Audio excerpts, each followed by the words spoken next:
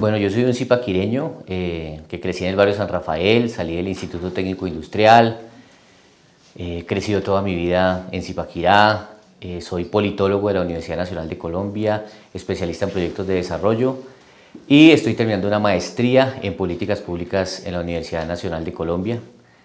Todo pues lo que he aprendido pues quiero ponerlo al servicio de mi ciudad. Soy casado, tengo un hijo, crecí en un hogar con madre cabeza de hogar. Gran parte de mi familia materna vive acá en Zipaquirá y bueno, esperamos hacer de Zipaquirá un mejor lugar para vivir. Bueno, yo creo que Zipaquirá está en un atraso impresionante. Creo que en los últimos 4 años sobre todo ha retrocedido, se ha rezagado.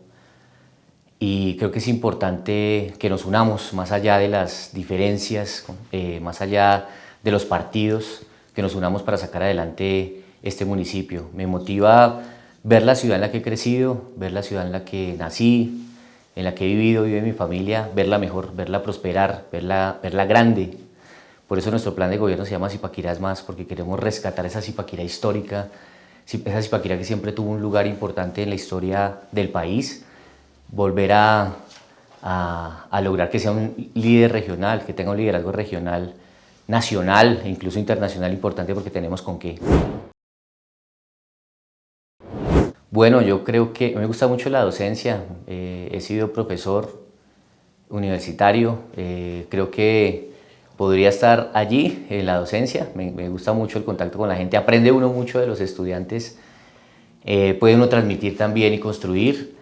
Pero también me gusta, digamos, crear, digamos, la consultoría me gusta porque me gusta aportar para que se construyan cosas y se edifique.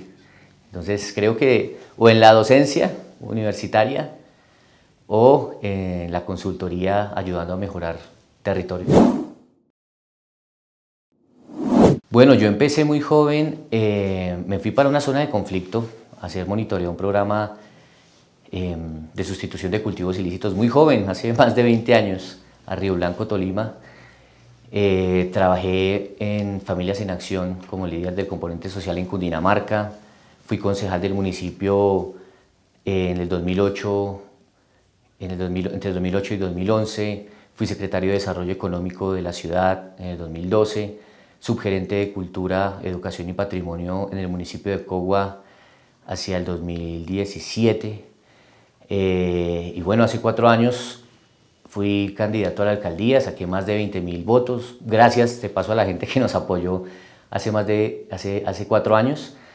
Y gracias a esto, pues acepté la curul de la oposición en el Consejo Municipal y ahora, pues he renunciado al Consejo Municipal para volver a postularme como candidato a la alcaldía. Es un ejercicio, pues, de perseverancia, porque este es un trabajo que no se da de un día para otro.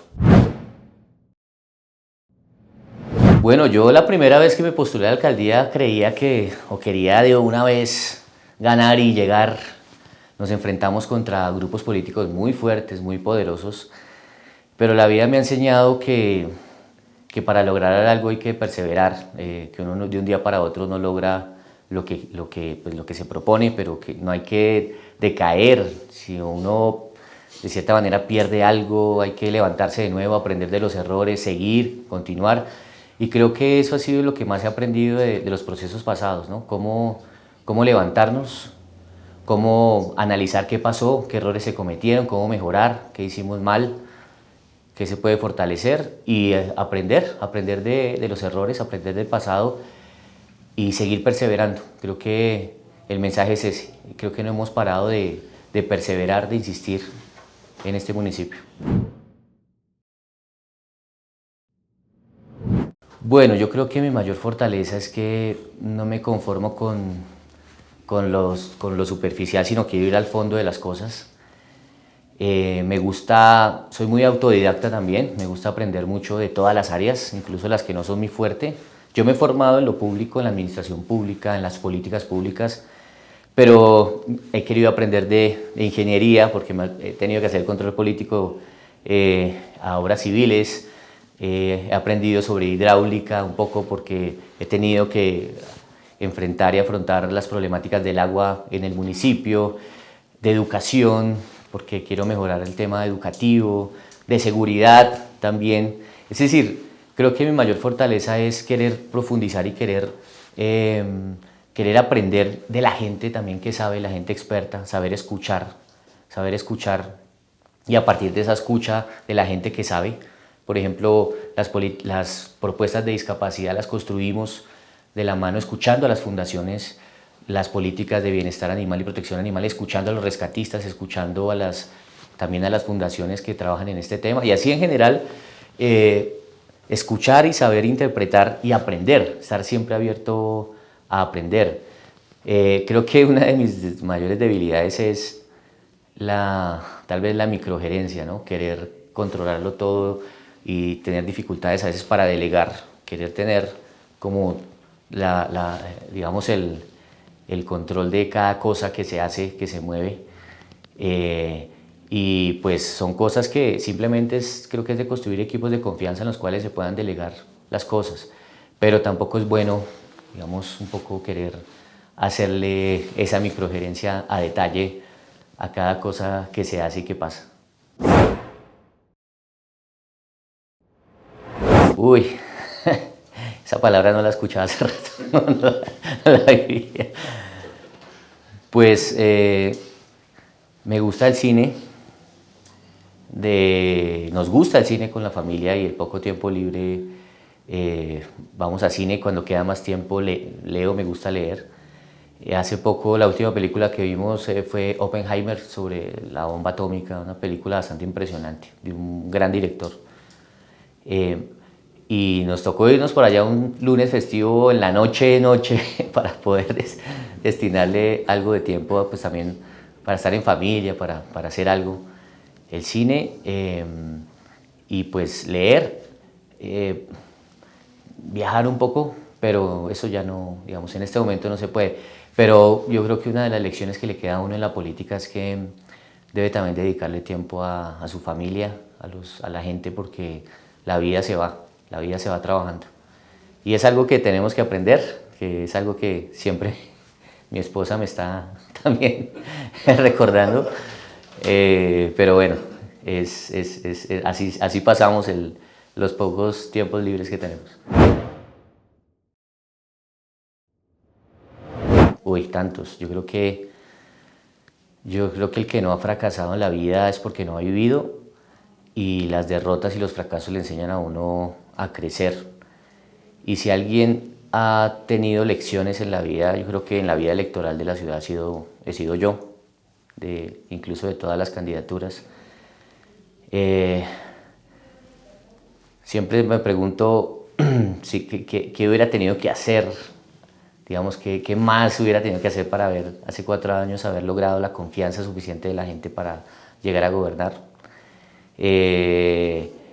Y bueno, creo que esa derrota de hace 4 años a la alcaldía nos pegó muy duro.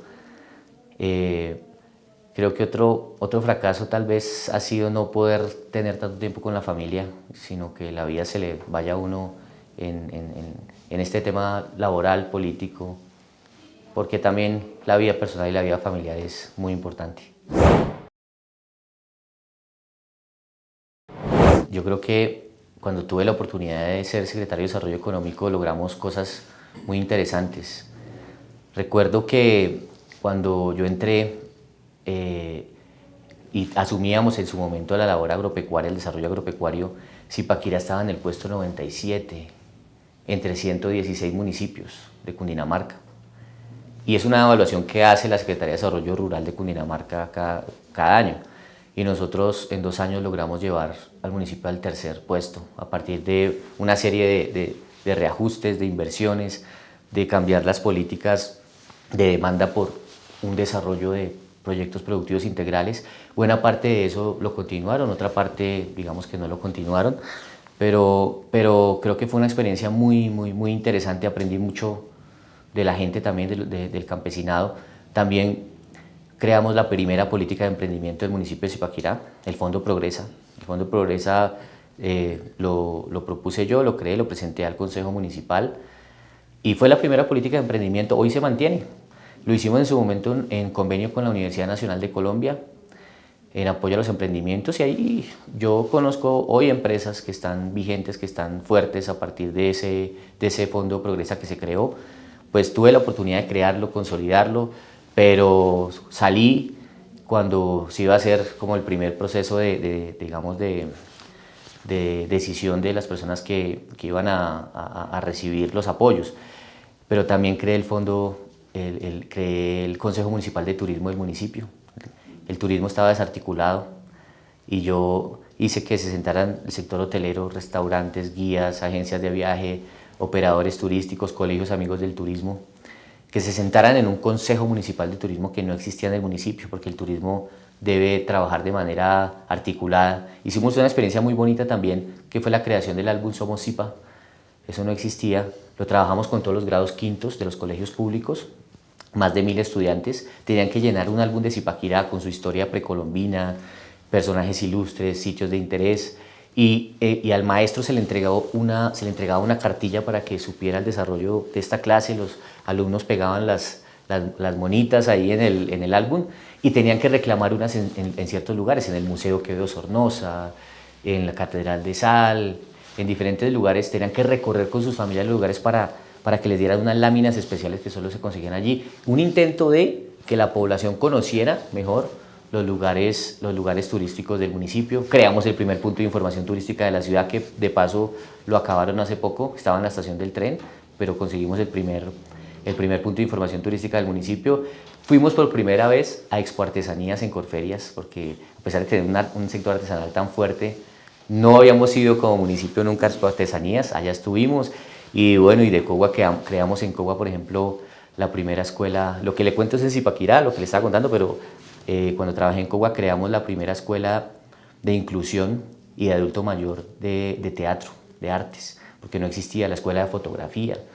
Siempre tratando como digamos, de aportar algo, de hacer algo nuevo y diferente, entre otras cosas, pero la verdad me siento muy orgulloso de poder aportar en donde estoy, con las herramientas que tengo. Trato de aportar y dejar una huella en cada espacio, en cada lugar. Mi proyecto personal es dejar una huella, yo creo.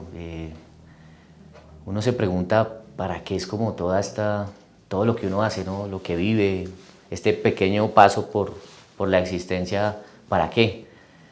Y es algo que incluso le inculcan a uno mucho desde la universidad, ¿no? Y sobre todo en la carrera en la que uno estudia, en la que les cuento, por ejemplo, cuando estábamos en la inducción en la Universidad Nacional, recuerdo mucho que en la inducción nos decían: vea, ustedes están estudiando acá gracias a la gente, gracias a los impuestos de la gente, y ustedes tienen que retribuirle eso a la sociedad de alguna forma, ¿sí? Eso nos lo dijeron entraditos, o sea, estrenaditos en la universidad, y a mí siempre se me quedó eso, un sentido de la responsabilidad de lo público. Y yo creo que el proyecto de vida es dejar huella, esté en la alcaldía, si la gente así lo quiere, esté en la docencia, en la universidad, dejar una huella, que digan: oiga, este maestro me enseñó, aprendí. Me ha pasado, me he encontrado con exalumnos. Yo dicté una especialización en gerencia de proyectos aquí en la Uniminuto, era maestro, y me encontré alguna vez con algunos alumnos haciendo campaña y me decían: gracias, profe, y montaron un emprendimiento de transformación de lácteos. No eran de vaca, sino creo que eran ovinos, no recuerdo muy bien ahorita, pero crearon su emprendimiento, hicieron todo con la asesoría y el acompañamiento que yo les ayudé a hacer. Entonces uno se siente pues orgulloso de dejar una huella y de que lo recuerden a uno bien, lo recuerden con cariño, con agrado, y por donde uno pase dejar algo sembrado, ¿no?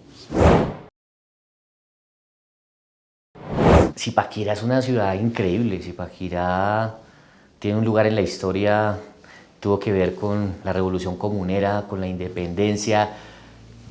Todo el comercio de la sal sabemos que le aportó mucho al país, a su independencia, al sostenimiento de la guerra.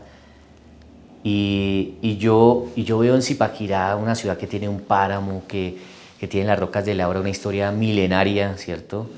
Que tiene una historia también de de las civilizaciones muiscas, que tiene una historia de toda la gente que llegó a partir del comercio de la sal, una ciudad con un comercio y muy boyante, muy próspera, las familias como la familia Quevedo, MacDougall, bueno, una serie de personajes que llegaron acá, que eran personas que venían con un capital cultural muy fuerte, que impulsaron a Zipaquirá desde el punto de vista cultural, porque Zipaquirá fue un referente cultural importante. El hecho de que haya pasado por acá el Nobel de Literatura García Márquez es un orgullo.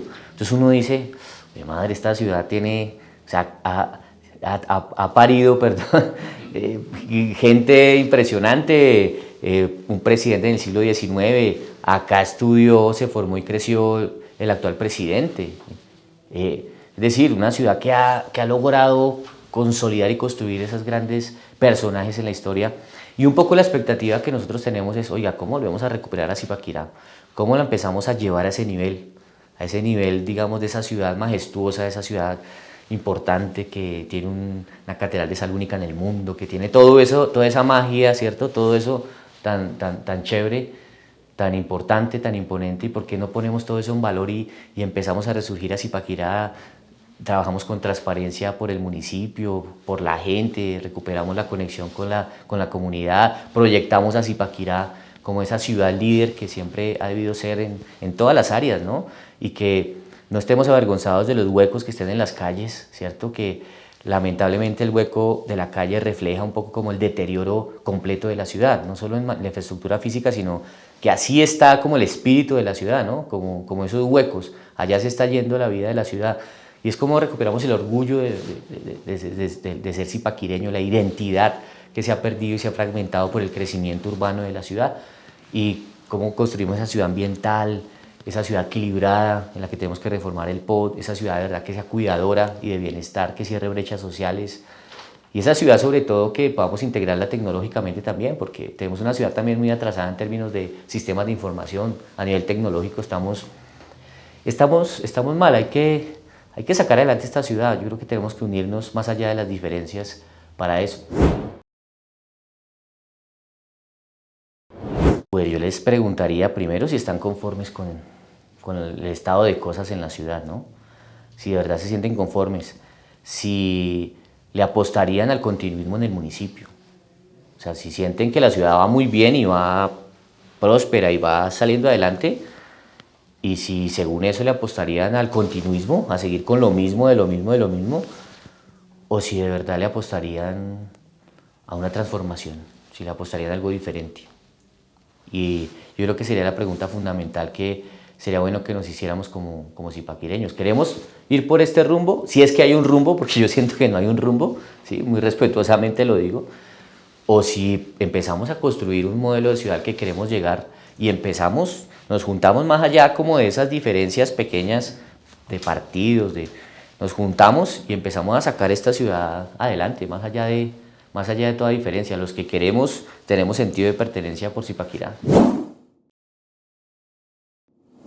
Uy, yo camino las calles de Zipaquirá, barrios, veredas, bueno.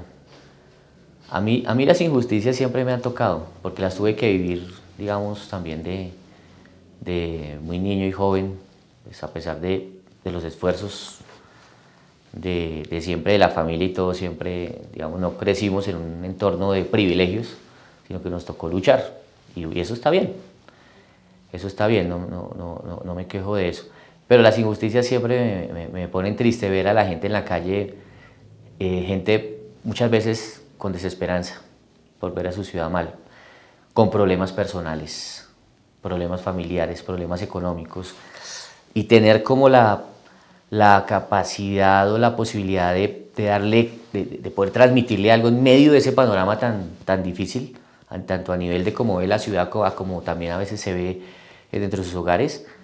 Es muy difícil, y no, digamos, yo y nuestra campaña, que es una campaña muy de diálogo con la gente, pues el contacto con la gente es diario y permanente, y entonces ahí nosotros tengo, digamos que eso me toca mucho y me va tocando,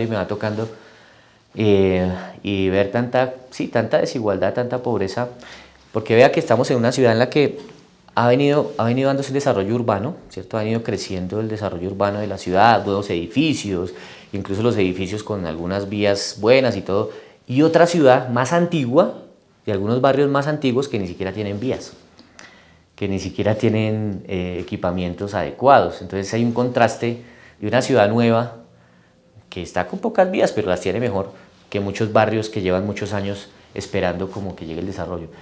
Eso me pone triste, bueno, me pone alegre, pues igual la empatía, ver a la gente bien, ver a la gente pues que sale adelante, ver a la gente que lucha y las historias de vida de la gente que persevera, lucha y sale adelante. Me alegra mucho, me alegra la felicidad de la gente de la buena gente, de la gente que hace las cosas bien y que sale adelante. Me alegro de eso. Aquí hay algo que hay que tener en cuenta y es que las estadísticas en la ciudad nos dicen que incluso hay más, siendo tan críticos los problemas de seguridad, hay más problemas de convivencia en el municipio.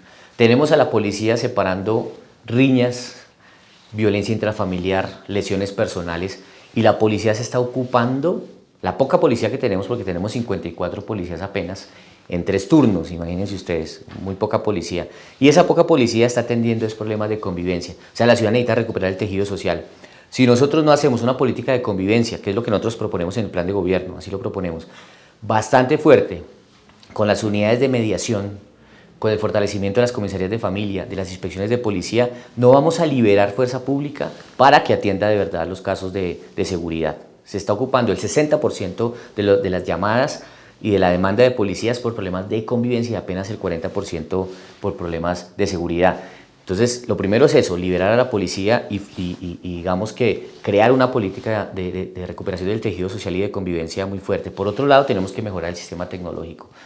Porque hoy en día tenemos 149 cámaras de seguridad, pero solo 2 personas mirando las cámaras. Entonces, hemos montado un aparato tecnológico de seguridad que es medianamente robusto, que está en ciertas zonas importantes de la ciudad, digamos, que nos puedan dar información relevante, pero el equipo humano que hay detrás de eso no es suficiente. Entonces no pueden hacer prevención, precaución, no pueden hacer persuasión, sino que si acaso lo que hacen es ya después de que pasó algo, van y miran a ver si quedó grabado. Entonces hay que montar un equipo humano muy fuerte, sin decir que las solas cámaras son seguridad, ¿no? Pero hay que fortalecer el tema tecnológico, hacer unos cambios también en el sistema tecnológico de las cámaras, tener más equipos humanos y poder integrar a los mismos celulares aplicaciones de seguridad para que la gente se comunique mejor. Porque el gobierno pasado se gastó casi 1.000 millones de pesos en radios y en botones de pánico, que finalmente los radios nunca funcionaron y los botones de pánico duraron como 2 años sin recargar porque manejaban una SIM card, cuando nosotros tenemos en los celulares, digamos, esta posibilidad de construir una estrategia comunitaria, porque creo que en este momento necesitamos desarrollar una articulación con el servicio de taxis, de comercio, con la misma ciudadanía, acción comunal, pero de verdad en enlace y en donde podamos medir los tiempos de reacción también de la policía, de la poca policía que tenemos. Yo he hablado incluso con la comandante del COENO, le preguntaba qué posibilidad hay de que crezcamos en unidades de policía, me decía que hay que justificarlo muy bien. Yo creo que podemos crecer en unidades de policía de turismo, porque somos una ciudad turística que recibe alrededor de 580.000 visitantes al año, pero también en policía de vigilancia, pero nos toca saber justificarlo muy bien. Creo que nos vendría bien unas unidades de policía adicionales, patrullas, porque por ejemplo la subestación de San Juanito ni siquiera tiene una patrulla para conducir a la gente, es una moto con 2 personas que si las llaman a un caso no tienen cómo conducir absolutamente a nadie, entonces están incluso sin herramientas. Y también, digamos, detrás de ese fortalecimiento de la policía, la posibilidad de la política social, porque esto hay que también meterle escuelas de formación cultural y deportiva a los barrios, no hay que dejar que la gente, pues hay que quitarle a la delincuencia, a las personas, hay que poner unas barreras, y esas barreras son la política social para que ingresen a esos grupos delictivos. Creo que hay una combinación, necesitamos policía, necesitamos política social, necesitamos mejor tecnología, necesitamos mejores equipos que operen y más grandes. La línea 123, por ejemplo, solo tiene también 2 personas atendiendo las llamadas. Imagínense una ciudad de 160.000 habitantes, de más de 160.000, con 2 personas atendiendo la línea 123. Entonces, hay muchas cosas por hacer. Y en esto vamos a necesitar también unirnos como ciudadanía para sacar a Zipaquirá adelante en términos de seguridad y convivencia. Ya, Zipaquirá tiene que ser una potencia turística. Nosotros tenemos 580.000 visitantes al año en Catedral de Sal. Y yo creo que ni siquiera el 1% de ese porcentaje está impactando el comercio de la ciudad ni la actividad económica. No estamos desarrollando otros productos turísticos, teniendo el sistema de páramo para poder hacer turismo de naturaleza, tenemos reservas naturales de la sociedad civil, tenemos atractivos diferentes lugares, bueno, menciono algunos, por ejemplo Nucasa, pero tenemos ya glamping en la zona rural, pero tenemos las rocas de Laura, hallazgos de hace más de 12.000 años, arte rupestre, tenemos la casa donde estudió el Nobel de Literatura del país, Gabriel García Márquez, la casa donde se formó, donde hizo el bachillerato. Esto debería ser una apuesta turística importante porque incluso para nadie es un secreto que Gabriel García Márquez es mucho más conocido que la Catedral de Sal, siendo la Catedral de Sal muy importante. A Gabriel García Márquez lo han traducido casi que a todos los idiomas en el mundo. Entonces, el turismo es una de las apuestas, digamos, para nosotros importantes, pero no solo el turismo de catedral, sino el turismo de ciudad, la posibilidad de construir circuitos turísticos más allá de catedral, pero donde catedral sea un importante jalonador, pero y catedral también tiene que crecer, el sector agropecuario. Tenemos más de 5.000 hectáreas de suelo agropecuario en el municipio que estamos desaprovechando, y ahí tenemos una apuesta en nuestro plan de gobierno bien importante, incluso con tecnología, con drones de agricultura de precisión, para que se puedan hacer el estudio de los suelos en los diferentes predios y poder orientar la producción campesina, tanto para leche como para productos agrícolas. Crear el vivero para la producción agrícola es fundamental. Nosotros proponemos crear el vivero en el municipio, el invernadero para la plantulación y para el soporte de los proyectos productivos, que es una de las dificultades que tienen muchas veces los campesinos, los circuitos cortos de comercialización, fortalecimiento del mercado campesino, bueno, entre otras cosas, pero creo que por un lado, potencialmente turismo, sector agropecuario, y esto no solo mueve el campesinado, el sector agropecuario mueve la transformación, mueve los productos, mueve el transporte, es decir, mueve una serie de agronegocios que no solo se concentran en la zona rural, sino también en la zona urbana, pero también tenemos que desarrollar tenemos que aprovechar donde estamos ubicados nosotros, que es la conexión con el norte del país hacia Bogotá, ¿cierto? En ese corredor importante tenemos en el plan de ordenamiento territorial una zona destinada para parque industrial, la zona tecnológica, agroindustrial e industrial, que no hemos potenciado, que no hemos desarrollado, que no se ha ocupado realmente. Aquí, al fortalecer el bilingüismo, que es una de las líneas que nosotros tenemos por el turismo también, debemos trabajar y articular el sector de servicios en Zipaquirá, pero no como lo hizo este gobierno, ¿cierto? Que realmente no lo hizo, sino que tenemos que poner esas apuestas para que la misma, digamos, economía de la ciudad vaya tomando fuerza. Y esto articulado obviamente con el fomento de la educación superior, porque necesitamos también a la gente mejor formada técnica, tecnológica y a nivel profesional. Esto es una cadena importante. Ahorita se están haciendo grandes licitaciones en el municipio. Por ejemplo, la licitación de la malla vial urbana, 6.000 millones de pesos. Interventoría, más de 600 millones de pesos. Y uno va a ver, y uno no ve la interventoría realmente. Es decir, ¿dónde están las interventorías que han dejado hacer todo esto? Aquí nomás cerca en la calle Sexta, bajando la 15, hay un huecote donde se supone que ya arreglaron una vía y la pagaron. Entonces uno dice, ¿dónde está la interventoría? A la interventoría que le pagamos más de 600 millones de pesos para vigilar eso, ¿dónde está?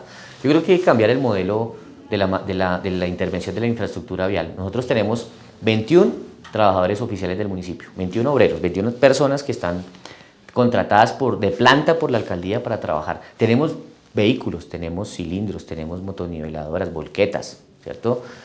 ¿Por qué no hacemos las cuadrillas para el arreglo de las vías? ¿Por qué tenemos que pagar esas grandes interventorías y esas grandes licitaciones que muchas veces demoran 6 meses para adjudicarse, hasta más, cuando podemos incluso abaratar costos haciéndolo directamente nosotros? ¿Para qué tenemos esa planta de trabajadores oficiales en el municipio?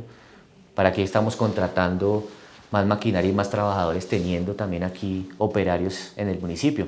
Entonces, yo creo que el municipio, pues obviamente el rezago y el atraso que vamos a recibir en materia de infraestructura vial, no lo recibió el alcalde, este alcalde.